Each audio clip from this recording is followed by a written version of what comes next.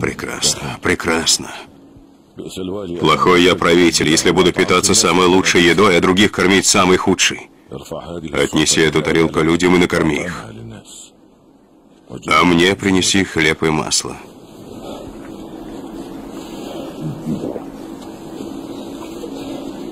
От хлеба и масла цвет твоего лица изменился, о повелитель правоверных. Пожалей себя. Делай, что я тебе повелел.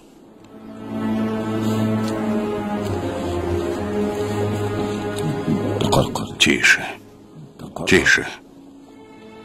Нет, для тебя у меня ничего, кроме хлеба и масла. Пока Аллах не избавит нас от этой беды, и людям не станет лучше. Ассаляму алейкум ва рахматуллах.